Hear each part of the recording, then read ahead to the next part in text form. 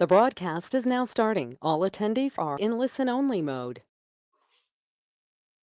Hello everyone, and welcome to this Henry Stewart Events webinar, High Impact Applications of DAM CMS Metadata, sponsored by Claravine.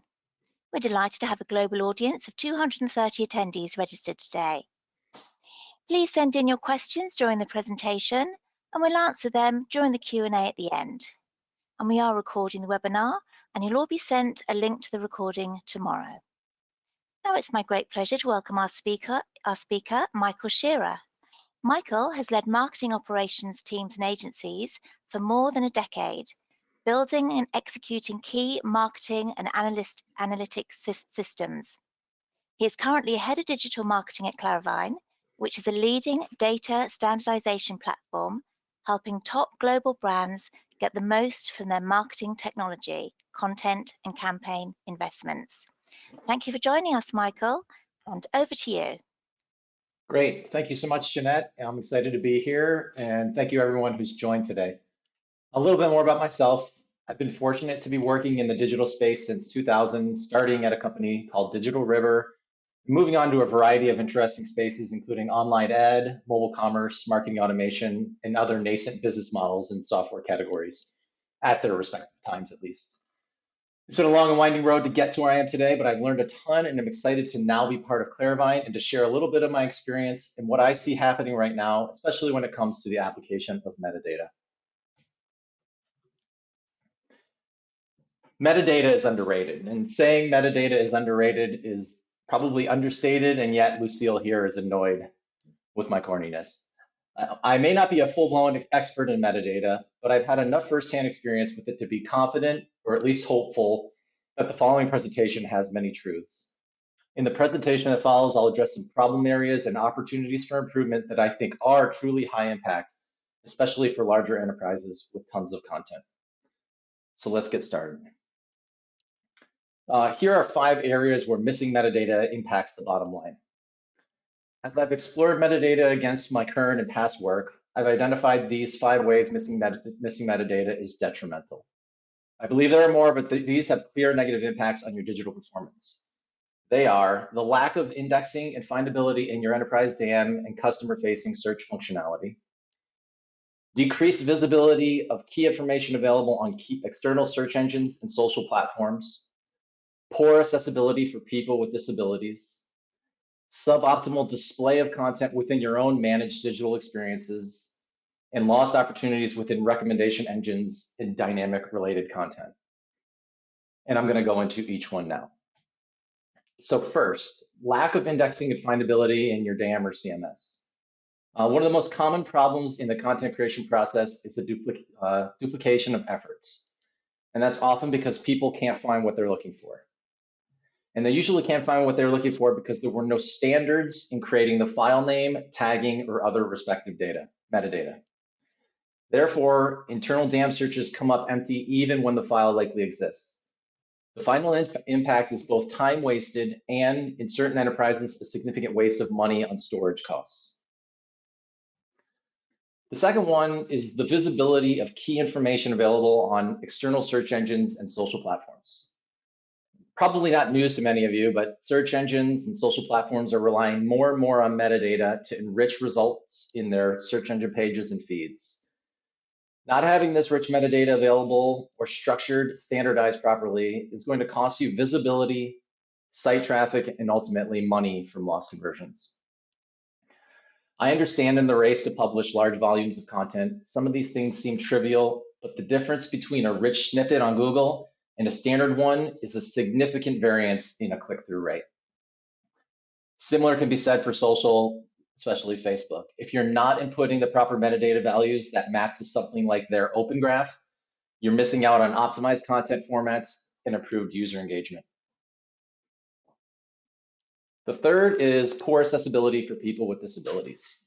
And I don't know if you've ever reviewed the Web Content Accessibility Guidelines, but if you didn't think site metadata was important before, I think this one will be eye-opening. Consider alone, when you go there, the section entitled Perceivables.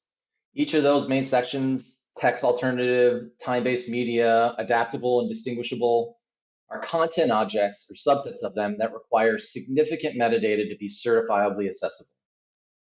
Additionally, there's a section 1.3 adaptable that has a section on info and relationships that has a library of markup and other attributes required to meet this adaptable criteria.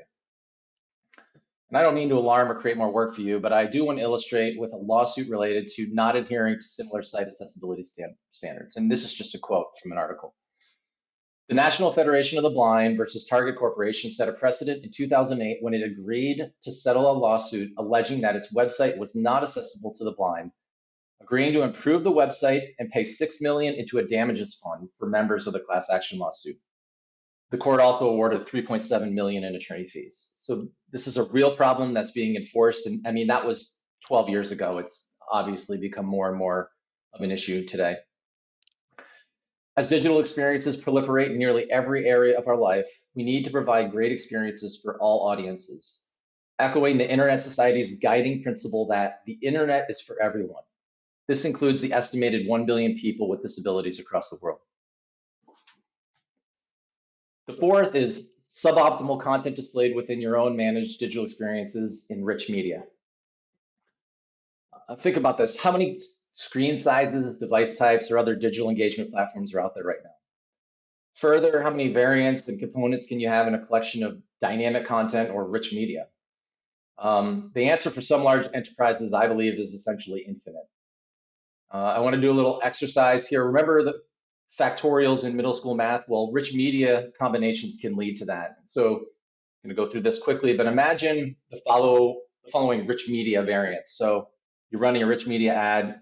You have 9 headlines, 8 descriptions, 7 images, 6 ad sizes, 5 layouts, 4 calls to action, 3 color schemes, 2 landing pages, and a campaign goal. And let's say we're running these ad variants in 10 different publications. I know this is a little extreme, but it's not uncommon to have that many variants within this kind of ad structure. So that is 10 factorial. Remember the 10 times 9 times 8, which turns out to be 3,628,800 different combinations. Again, a highly exaggerated scenario, but I'm sure enterprise marketing and content creation management pros can relate. And I'd argue that those elements that I counted out before, a lot of them either are metadata or require it to create, manage, and report on the content and media performance. If you're missing metadata, you're either delivering bad content or you're going to miss out on performance insights. And I'm not sure if the audience here is responsible for creating or managing rich media advertising, but I imagine there's a similar story can be told for the creation of rich media within your own DAM and CMS. And the last one is lost opportunities within recommendation engines and dynamic related content. I'm going to talk a little bit about this at first in relation to e-commerce, but I believe the application exists in large content ops as well. So think Amazon. Who else would you think that does an e-commerce recommendation engine better than them? Amazon's product catalog is rich with metadata, and here's a quick summary. There's a variety of metadata to consider to execute the way Amazon does. For example, metadata on the product listing itself. There's also metadata about me, the shopper, for example, that I already bought a book one time previously and the specific date I bought it. When I also investigated this, I also noticed that there is metadata on the various sellers in this book. These are visible sections and details on the product page. And then there's a lot going on behind the scenes, like semantic content analysis that matches up with the respective products or content and displays these other recommendations. And then on top of that, there's implicit behavior site data collected on me, like what I've searched for, what I've added to cart, what I've saved for later, etc. This metadata is a mix of dynamic creation and manual entry, yet it all has to map and associate properly in a relational database. The building of that outline or taxonomy, associating objects and defining the attributes of each is an important yet daunting task. Also consider when you're missing out on opportunities here, your engagement rates may be less than what's possible. If you're a content publisher, and who isn't these days, and you're not displaying key complementary content to your users, you're preventing them from lingering longer in your content ecosystem. Think Netflix. I believe they're also just to note, I believe they're also missing a bunch of ways to display related content, but it might be more of an interface issue versus just metadata. Nevertheless, even the best have this problem. And here's the example. I don't personally think the same movie recommendation should show up in 4 different rows in my Roku Netflix experience. Perhaps metadata around all the recommendation categories the video is in, which I'm also certain they have, paired with the current recommendation categories being displayed on my screen, Netflix could then consider suppressing that title from showing in a recommendation category if the title visibility is greater than 2. That's just a thought on how to use metadata and create dynamic experiences or dynamic related content. And I'm not sure if my example or explanation directly apply to your scenario, but the fundamental need to associate and relate content in your site so people can continue to use it exists for most companies. Great. So now considering I've identified those 5 challenge areas that I've seen, what are some of the overall obstacles organizations face when managing their DAM CMS metadata? At Claravine, we work with a lot of global brands on challenges related to what I've just mentioned, and there are 3 major areas that are almost always present. They include, there's little to no standardized data language or naming conventions for metadata values. There's also limited, if any, workflows or governance to complete the metadata requirements that do exist. And there's also many inefficiencies within the software systems themselves for bulk management of metadata. Keep in mind that subsets of your organization may do these things above very well, but for the collective, including agencies in the mix, these areas are often unaddressed. And let me go into each one of them a little bit further. First, no standardized language or naming conventions for metadata. Many organizations don't always take the time to create a common language nor enforce naming conventions on almost anything, let alone dozens or more of metadata fields. And frankly, DAMs that I see don't generally provide the functionality to enforce a common language or standardized values. There are no pick lists or other guidance on how the values should be formatted. I believe this is an inherent flaw in the digital asset management process. Some organizations may have an external taxonomy ontology system at best that have these rules, but it's not necessarily synced to the DAM to automate enforcement. Other organizations may have a master shared spreadsheet, which is common but inefficient and impossible to sync with the DAM. And regardless of where the shared metadata language repository is, it's still a manual process for users to check and create their values. Clearly a point for ongoing errors. I'm sure there are some in this webinar that would say they resolved these issues above, and I would say that they are ahead of the curve. The next is there are no workflows or governance to complete metadata requirements.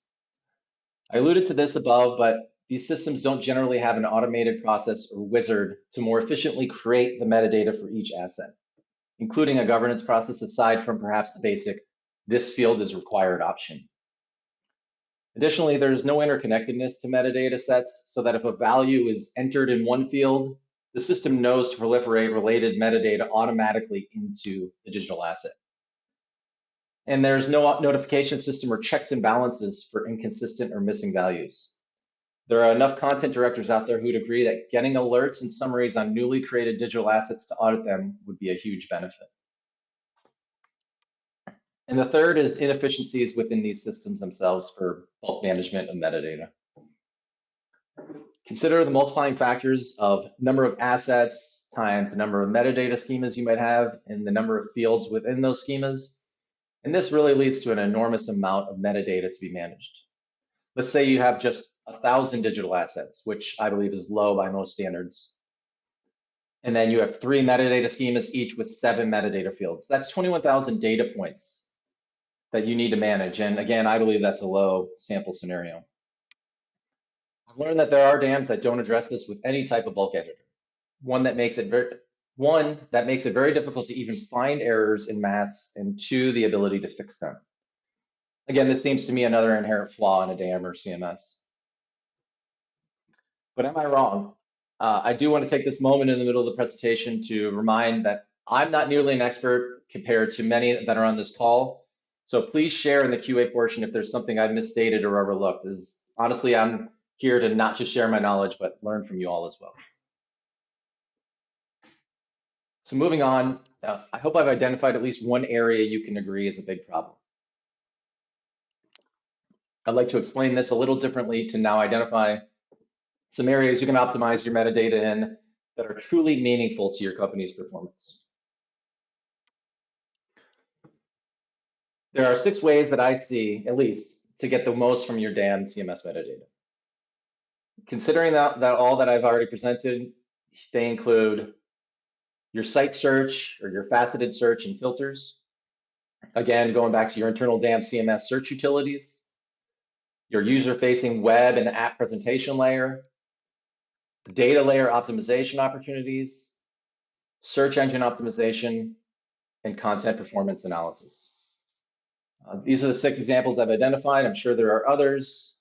By having standardized, and I do believe by having standardized and governed metadata done at scale, all of these areas can be dramatically improved. And I'll go into each one now. First, let's look at site search and filtered applications.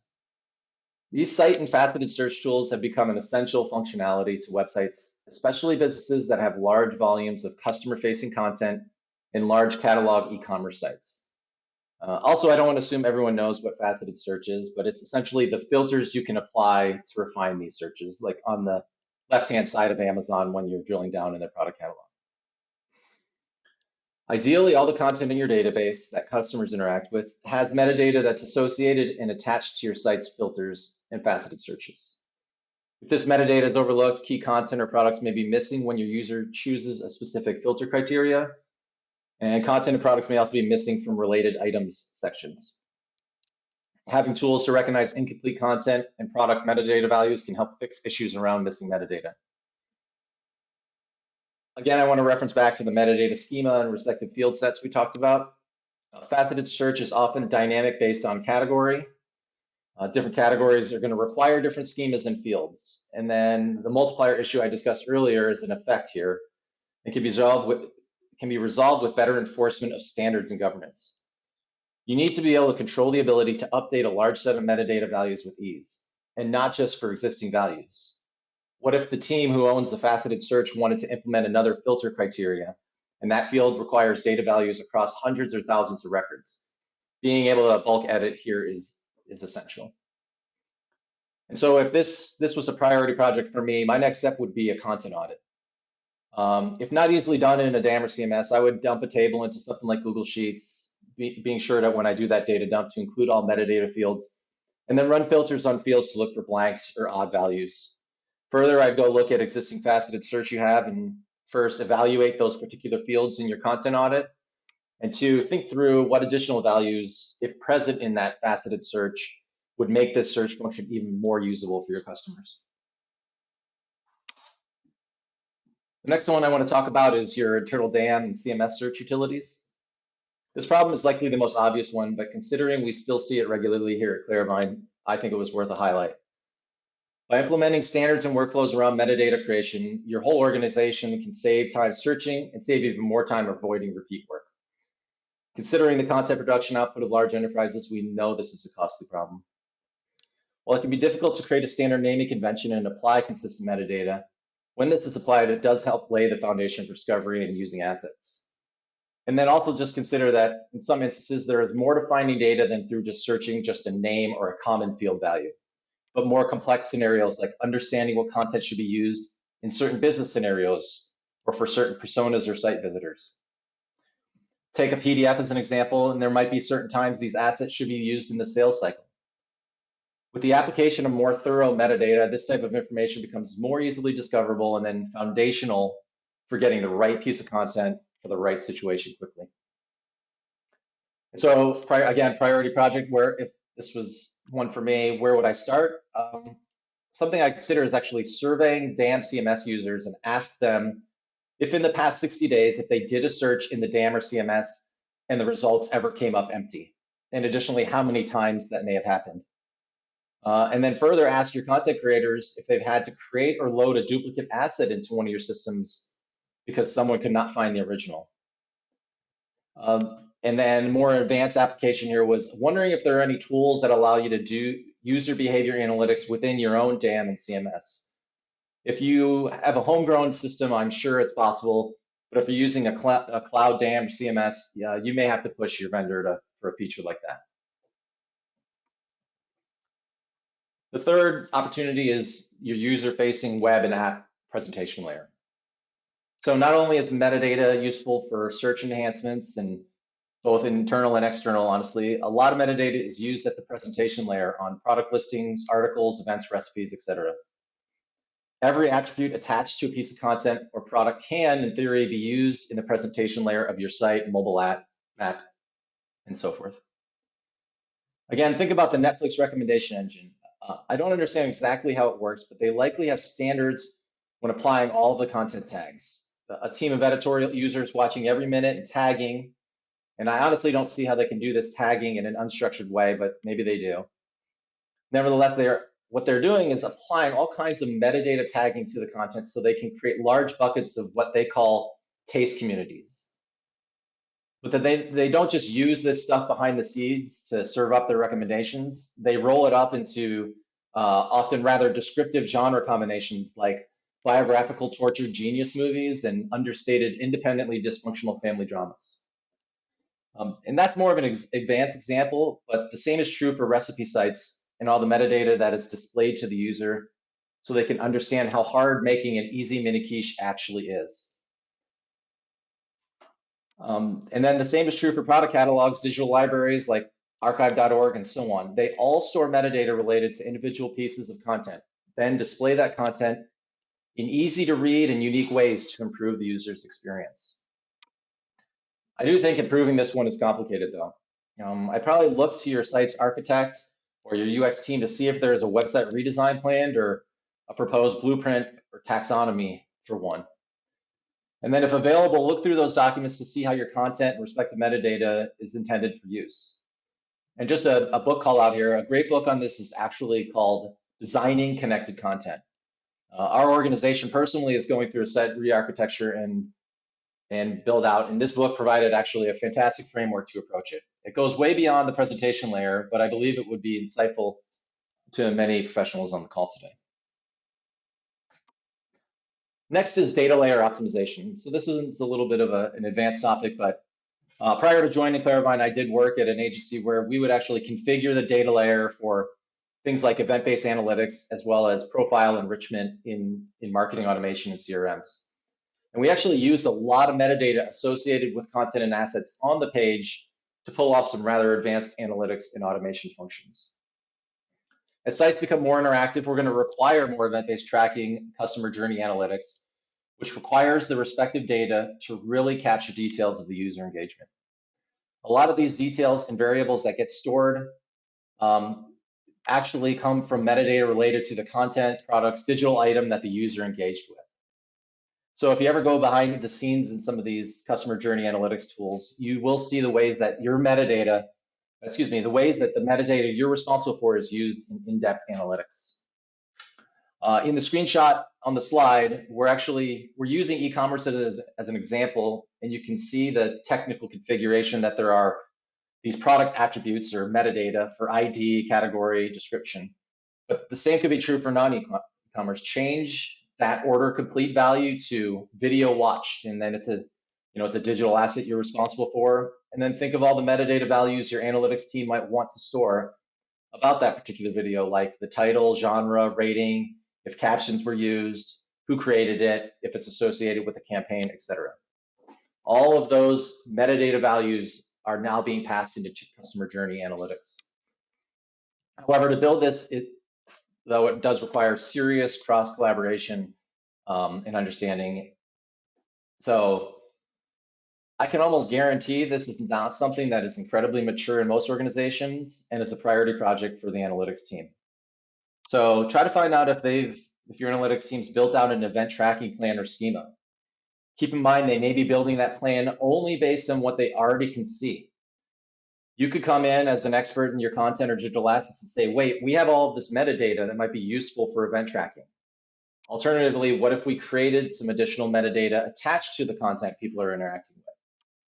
And would having that information available for your analyses be valuable? I think starting the dialogue would be well worth it.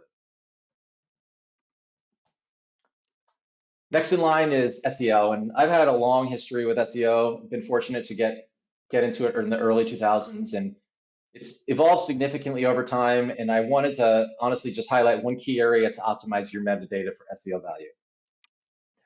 Not to get too technical again, but there's an object called article, among many other objects, noted by something called schema.org standards. I'm not sure if you're familiar, but I'd check out schema.org. And this object has a variety of properties. And if you're unfamiliar with schema.org, it's a standard for structuring data on the web used by Google and others. And Facebook uses an alternative similar to this called Open Graph. And so these properties attached to this article object require values to be used, and they are marked up on your site in specific ways to identify the property value combination.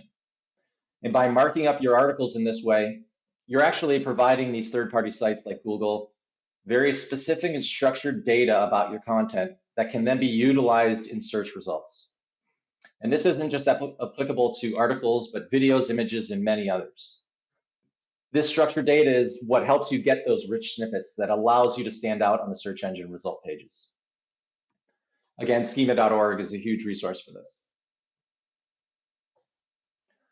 And the last in the opportunities that I see is content performance analysis. And to be honest, this one is a little bit newer for me.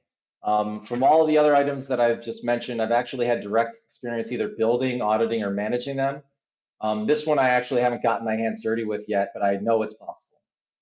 As we have these discussions at Claravine with more advanced organizations, we do discover new applications for our platform, and this is one of the more recent and most compelling ones. One of the biggest challenges facing organizations is actually the ability to understand the value of the content and assets they are creating. While there sometimes exists metadata in the DAM CMS, there are many instances where these assets are then uploaded into other execution systems.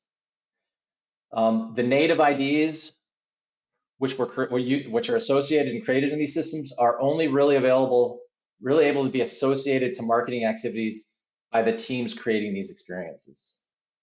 So we can actually solve the problem by connecting the DAM and CMS as part of the workflow that these marketing teams are using your assets on.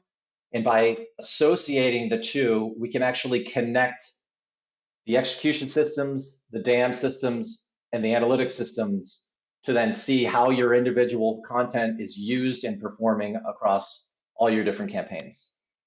So when you can do this, it really makes that metadata you created essential to the content performance assessment. And that's all I got. Hopefully you can see impactful standardized metadata can be for your business for bottom line. I've chosen Principal Skinner's nervous chuckle because it is hard to read a quiet and unseen audience. Before we go into questions, I do want to emphasize that I am available to go deeper on many of these topics in a separate call with you. My background is a little more technical, so I can absolutely go deeper into the actual execution of these recommendations if you want to chat. That being said, any questions? Thank you very much, Michael. Yeah, we have had some questions. And the first one is, how does artificial intelligence, machine learning, save me from what seems to be still a lot of manual labor with metadata? Well, I thought that'd come up. That's a good question. I don't know that the manual labor is going to go away up front, because what we see, and I'll share, we're about to publish a white paper on a similar topic, but what we see is that good AI and machine learning actually requires quality data up front to build that accurate learning model.